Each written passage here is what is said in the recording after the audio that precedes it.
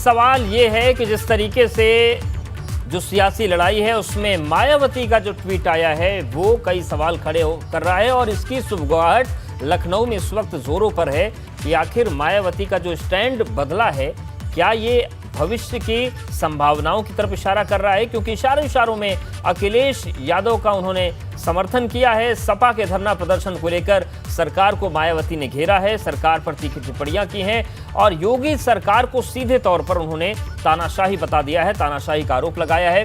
शिक्षा, महंगाई, रोजगार पर भी सरकार को मायावती ने घेरा है और मायावती ने ट्वीट करके अखिलेश यादव के पूरे स्टैंड की, समाजवादी पार्टी ने जिस तरीके से कल सड़क पर संघर्ष किया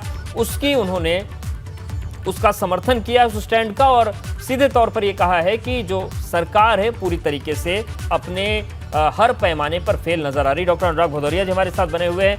अनुराग जी, इस ट्वीट का मायने हम इसलिए समझना चाह रहे हैं, आपने भले कह दिया कि मायावती जी से पूछे, लेकिन तलखियां बहुत ज्यादा थीं और सियासत में बहुत छोटे छोटे कदम बहुत बड़े संदेशों की तरफ इशारा करते हैं। तो आप लोगों की कोई ऐसी जानकारी में बातचीत है कि कोई आगे सपा बसपा की बातचीत हो सकती है, या फिर एक सामान्य एक राजनीतिक दल के तौर पर इस ट्वीट का हम देखें? देखिए, हम लोगों ने हमेशा से अपना काम किया है। समाजवादी लोग इस बात की चिंता नहीं करते कि नेता क्या उनके बारे में सोचते हैं, वो इस बात की चिंता करते हैं कि हम आम जनता की जो समस्याएं हैं उनको कैसे सरकार तक पहुंचाएं, कैसे उनको उठाएं। तो ये हमारी जिम्मेदारी बनती है, नैतिक जिम्मेदारी है, क्योंकि विपक्ष में जनता ने मुझे बैठने का मौका दिया है और जनता की जो समस्या है उसको सरकार तक पहुंचाना, और सरकार अगर नहीं सुनेगी तो हल्ला बोल करना, ये हमारे यही तो हमें संवैधानिक अधिकार है। और संवैधानिक तरीके से तो हम अब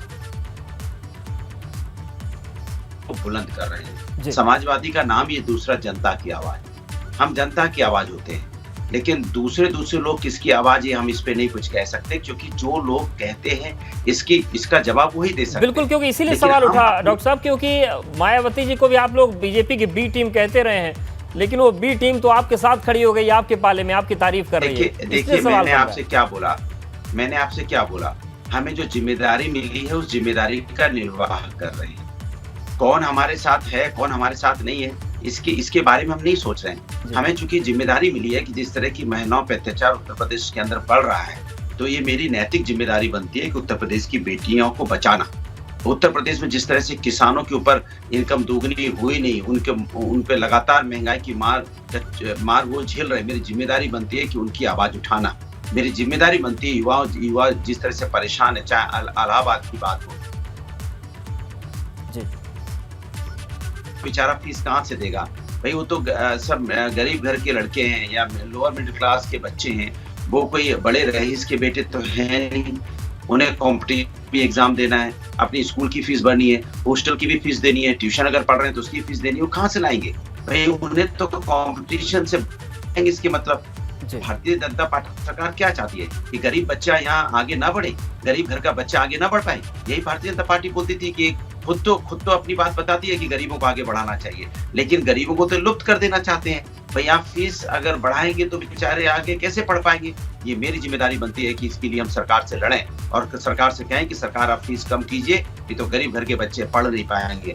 हम तो यहाँ तक कहते हैं कि आपको गरीब बच्चों की फीस माफ होनी चाहिए। पढ़ाने गए जो गरीब घर से बच्चे आते हैं उनकी फीस तो माफ होनी चाहिए, उनको तो फ्री एजुकेशन देनी चाहिए, जिससे उनको तो जैसे बराबरी पे लाके खड़े हों। आप उसके लिए कुछ नया तो कर नहीं रहे। जी बिल्कुल, तो ये जनहित के मुद्दे उस पर सपा बनी हुई है। इन सब के बीच हालांकि जो मायावती का ट्वीट आया उस पर सवाल जरूर सियासी उठ रहे हैं। बहुत धन्यवाद अनुराग जी, हमारे साथ आप जुड़े, आपने बातचीत की, तो पूरी तस्वीर है। तो सपा का साफ तौर से कहना है कि जो हमें जिम्मेदारी जनता ने सौंपी है हम उस पर चल रहे हैं। कौन क्या लिख रहा है, कौन क्या बोल रहा है, ये वही जाने, लेकिन हम जनहित के मुद्दे पर काम कर रहे हैं और यही समाजवादी पार्टी का असल में उसकी परिभाषा है।